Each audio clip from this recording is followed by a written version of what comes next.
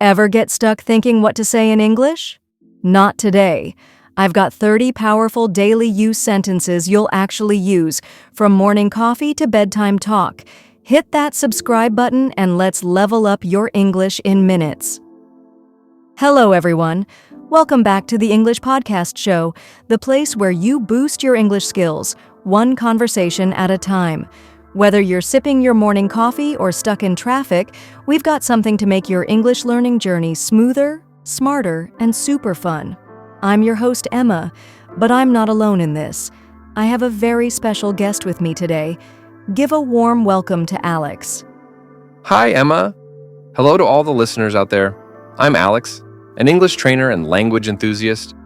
I'm excited to be here again to break down everyday phrases that native speakers use all the time, but learners often miss. Awesome! And joining us later in the episode is our amazing vocabulary expert, Maria, who will break down some of the more complex phrases and give you easy examples you can use right away. So stay tuned. Let's get started. Segment 1. Introduction to Common Phrases. So, Alex, when you started learning English, what was the most challenging part about speaking it daily? Honestly, just knowing what to say in the moment. I would freeze up or default to really simple words like okay or yes, but I wanted to sound more natural, like native speakers. Totally. That's where daily phrases come in. These are phrases people use all the time, in coffee shops, at work, with friends, and once you learn them, speaking becomes so much easier. Segment 2. Basic daily phrases. Let's dive into some basic go-to phrases. These are the ones you can start using today. Whether you are meeting someone informally, friends, classmates, colleagues, or starting conversations at social gatherings, school, or work. What's up? A casual way to ask, how are you? I'm good, thanks. You? Long time no see. No worries, meaning it's okay or don't worry about it. That sounds great. Let me check. Fingers crossed, used when hoping for a good outcome. I'll get back to you, means you'll respond later.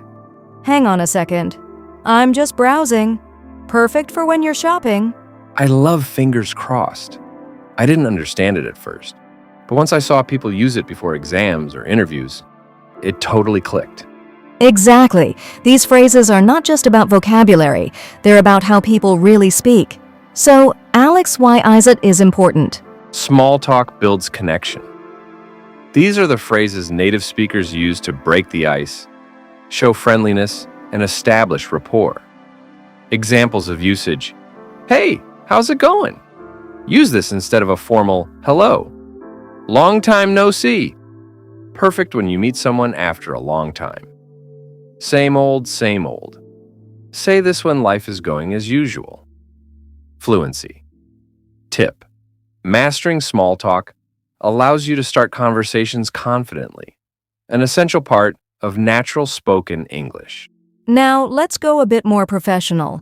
Here are phrases you might use at work or in formal settings, at school, work, or in daily life when you need assistance. In polite communication, especially with strangers or authority figures.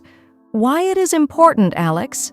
Knowing these phrases ensures you sound polite, respectful, and cooperative, even when making demands.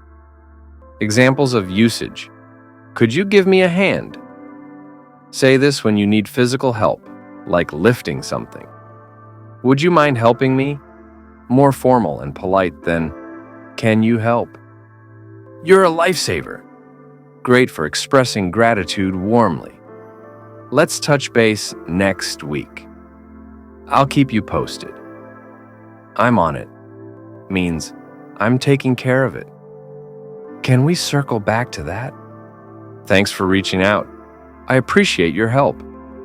Let's take this offline. Just to clarify, I'd like to add something. That's a great point. Fluency tip: using softening phrases like would you mind or I'd appreciate it makes your English diplomatic and culturally appropriate. Segment 4. Friendly and social phrases. Emma, here are some friendly, casual phrases for daily interactions. You bet. A fun way to say, of course. It's not a big deal. I'm in. You agree to join. I can't make it. If you're turning down an invitation. Sounds like a plan. Let's catch up soon. Hit me up later. Informal way to say, contact me. I'm down for that. Same here. No biggie. Same here is one I use a lot now. It's such a quick way to agree without repeating the whole sentence. Let's talk about segment 5. Advanced but useful phrases. Emma.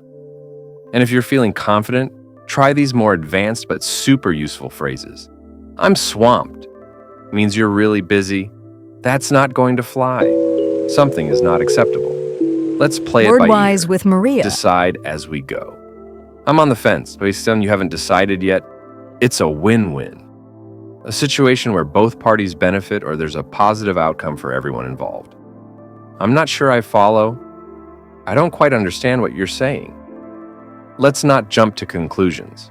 Don't decide or assume something too quickly without knowing all the facts. Take it with a grain of salt. Don't take it too seriously or literally. Be skeptical. We're on the same page. We understand and agree with each other. Let's get the ball rolling. Let's start the task or activity. Play it by ear confused me at first. I thought it was about music. You're not alone. Most of the often make this mistake. Now it's time for our favorite segment, Word-wise with Maria. She's going to explain some of the key vocabulary and phrases we use today. Over to you, Maria. Thanks, Emma. Hello, everyone. I'm Maria, your vocabulary coach here on the English Podcast Show. Let's take a moment to understand some useful words and phrases from today's discussion.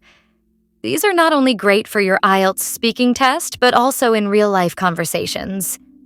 I'm swamped. This means you're very busy. Example, sorry, I can't hang out tonight. I'm swamped with work. Play it by ear. This means you don't have a fixed plan and will decide as you go. Example, we don't have a schedule for the trip, we'll just play it by ear. Take it with a grain of salt.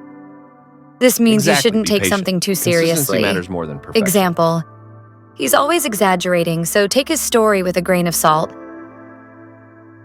On the fence. If you're on the fence, it means you're undecided. Example, I'm on the fence about quitting my job. Get the ball rolling. This means to start something. Example, let's get the ball rolling on this project. These are all phrases that show you understand how native speakers really talk. That's all from me today. Back to you, Emma. Before we wrap up, remember, every expert you admire was once a total beginner. The journey may be slow, it may be hard, but it's worth it. And if you fall, don't stop. Get up, take a breath, and keep going. Thank you so much, Maria, and a huge thank you to Alex for sharing such detailed, useful insights today. This was amazing. I wish I had this episode when I first started learning English.